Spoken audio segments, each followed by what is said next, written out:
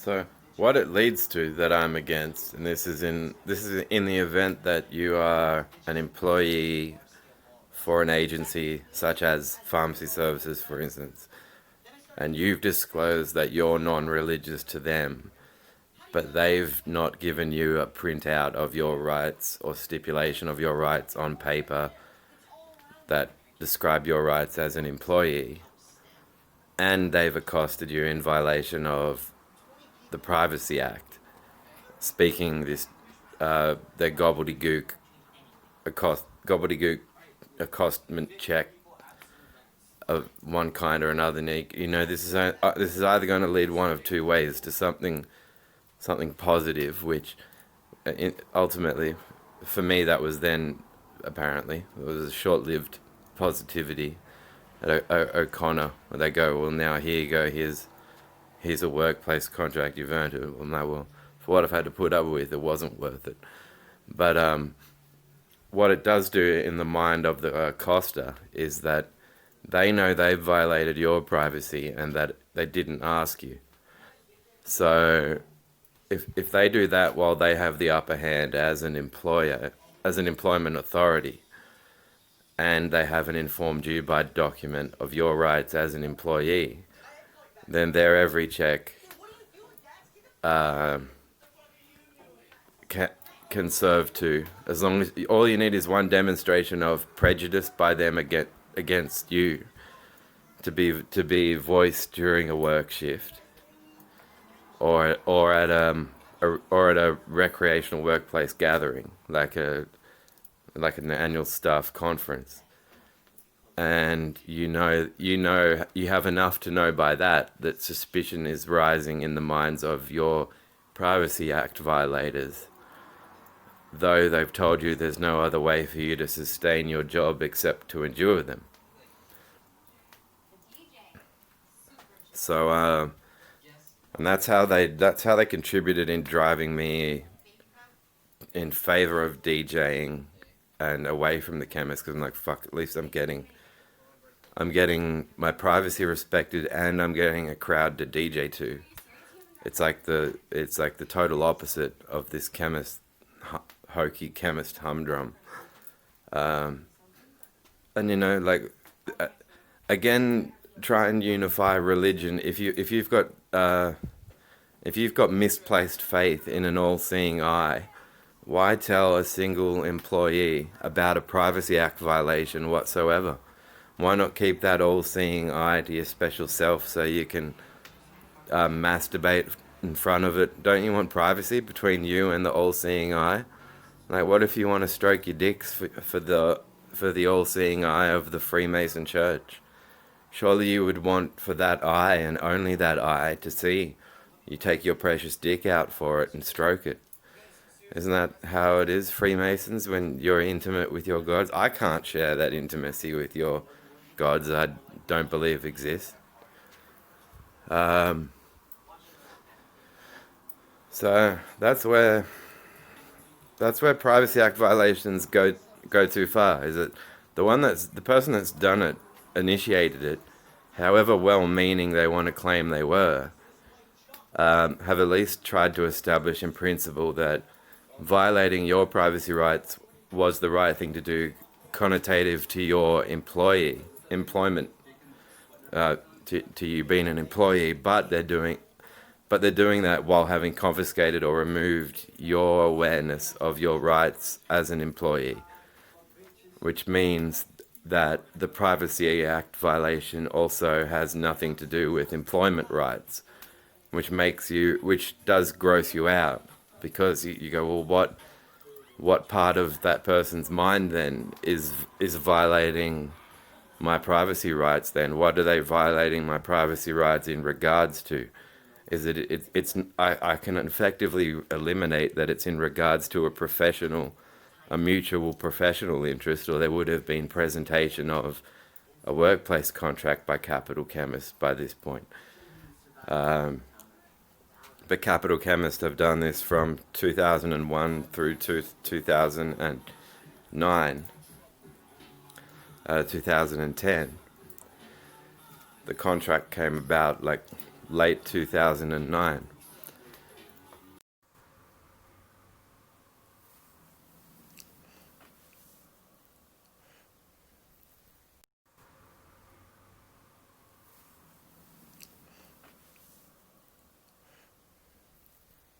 I would have considered while off duty from the chemist, music, writing, philosophy, and DJing to crowds or at parties to have been more my work in the purest sense than working at the chemist.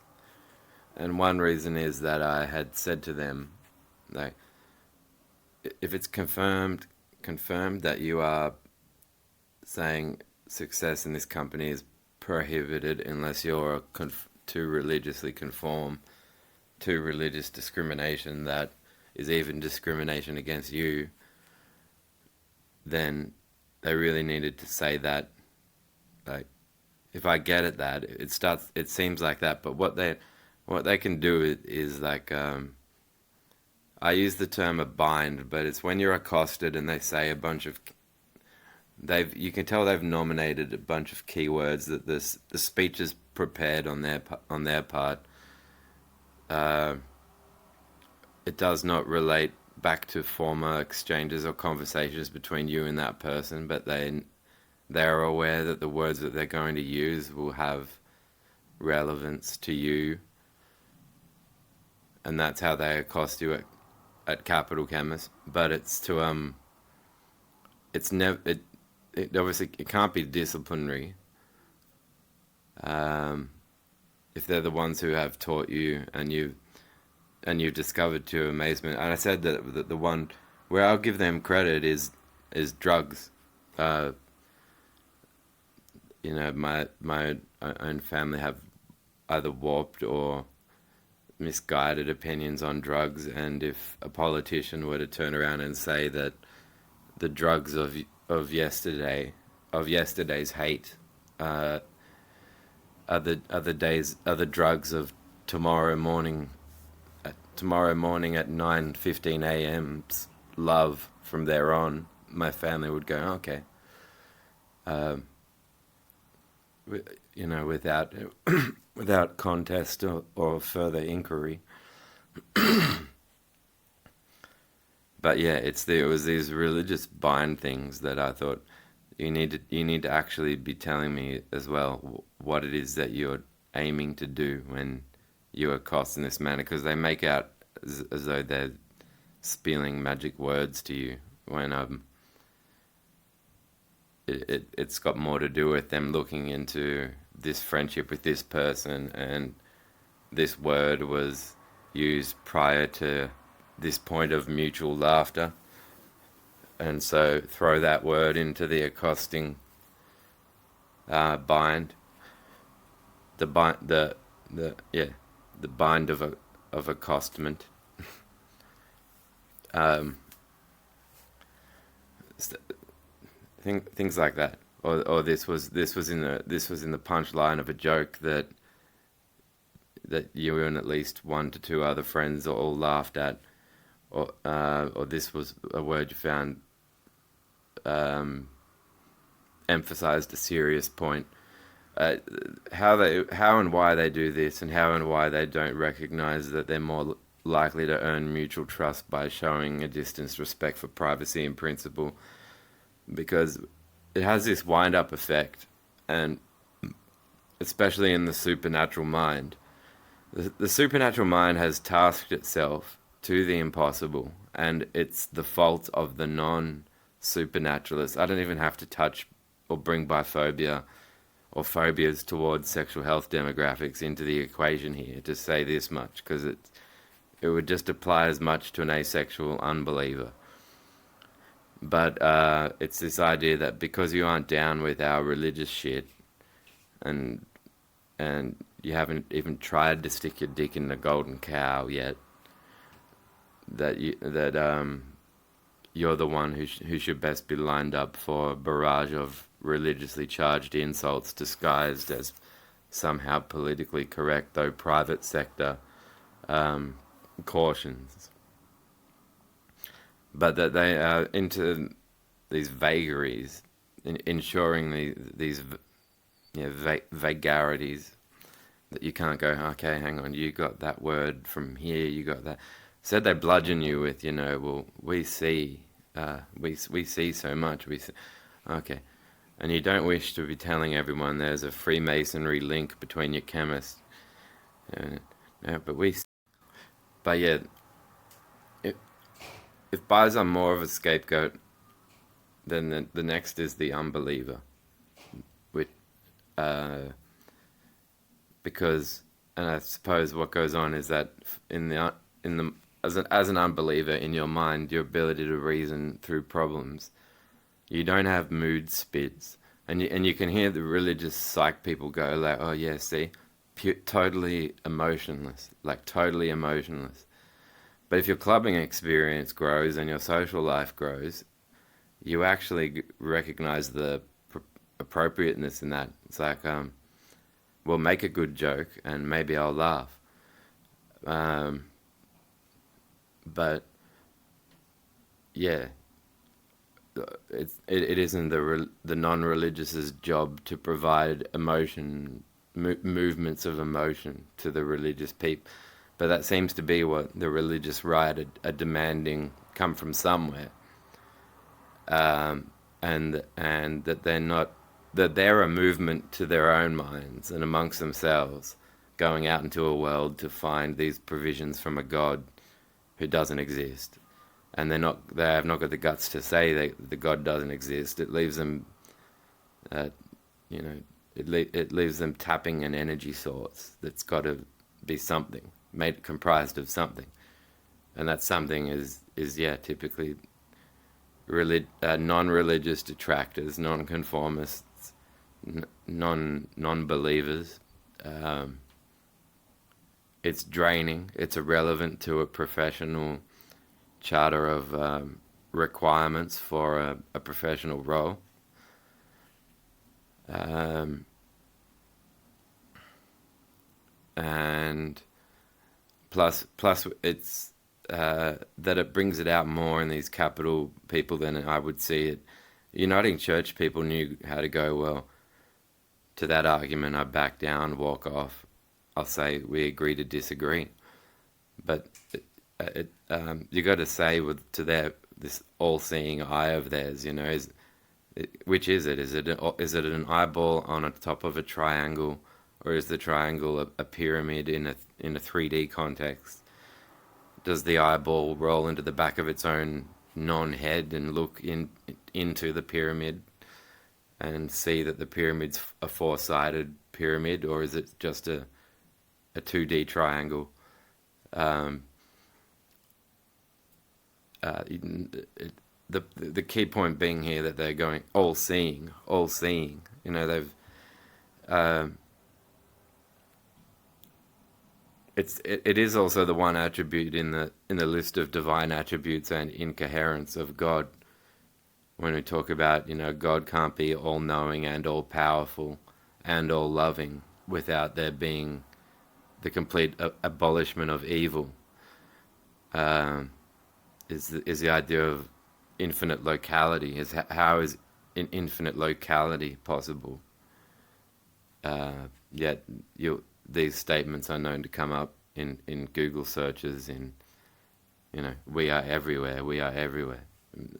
And it reduces to like a Wizard of Oz curtain moment where it's disclosed that they've got this or that concealed means of surveying.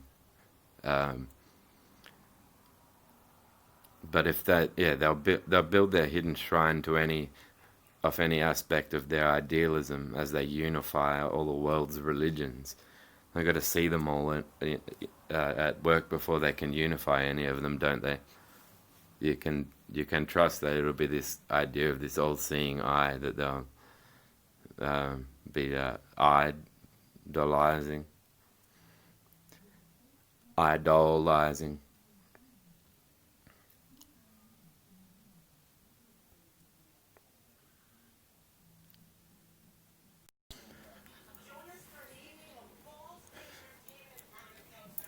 Yeah.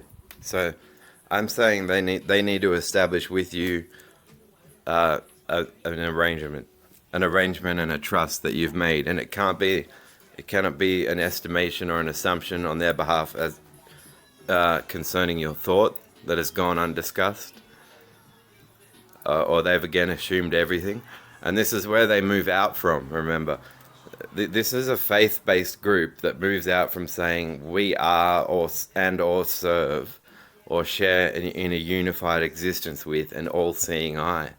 Well, it sounds like you've seen it all then. Why do you need to tell me about you seeing me in the privacy of my own home? And how do I know you're not doing anything but winding up your own suspicions because you've lied in saying that this all-seeing eye even exists? And because I'm a religious detractor and not involved in organized religion, I don't share belief in your all-seeing eye. Am I going to be the first person that you think is suspicious should you feel that there's reason for suspicion on a matter?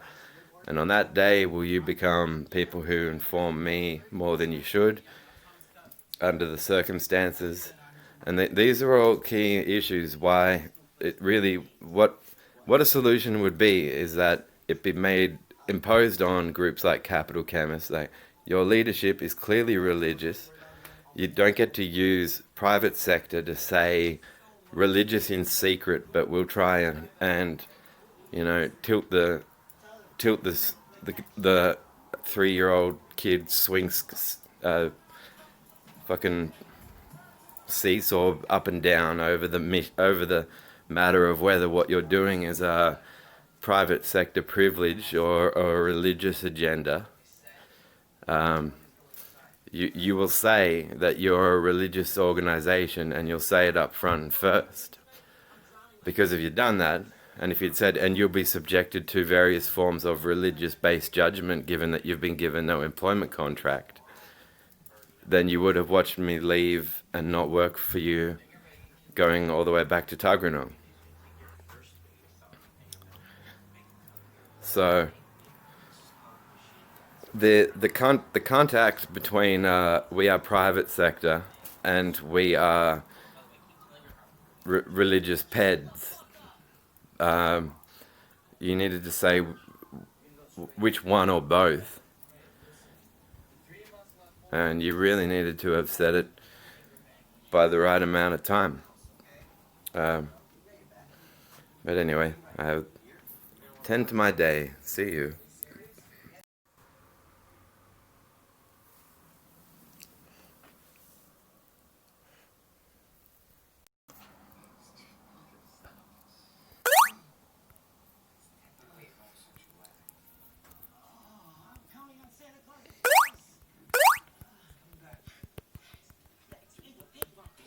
Whoa.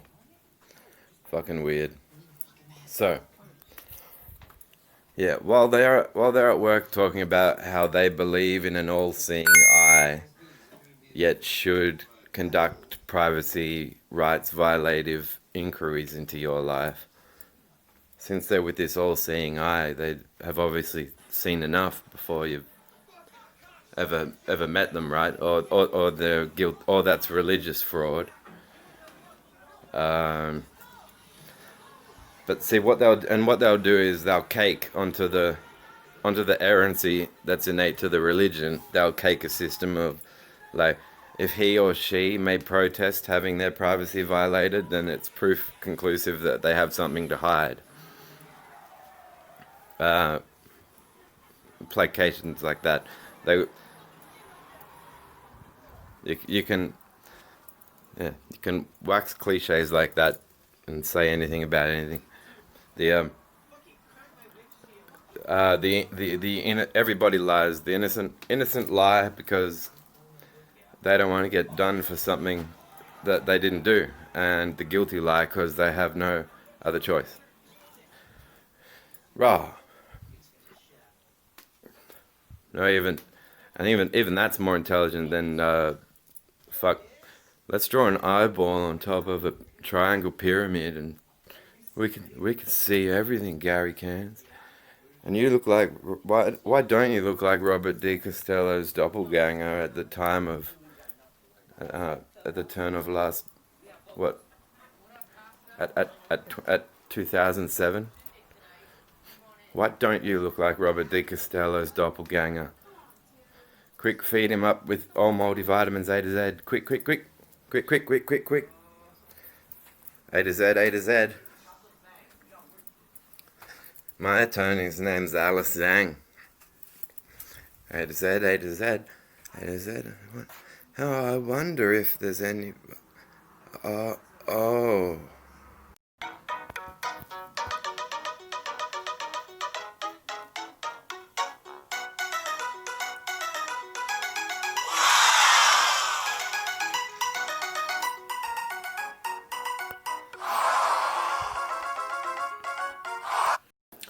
It's fair, and it's wrath. If the AFP do not handle the case concerning robbed personal effects from my former house in Downer, where they wound up, they don't return them to me.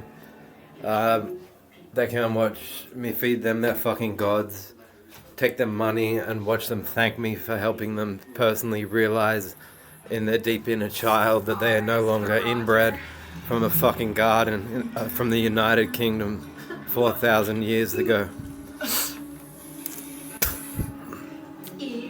Attend to the burglary. It's now been 10 years. It's been 10 fucking years.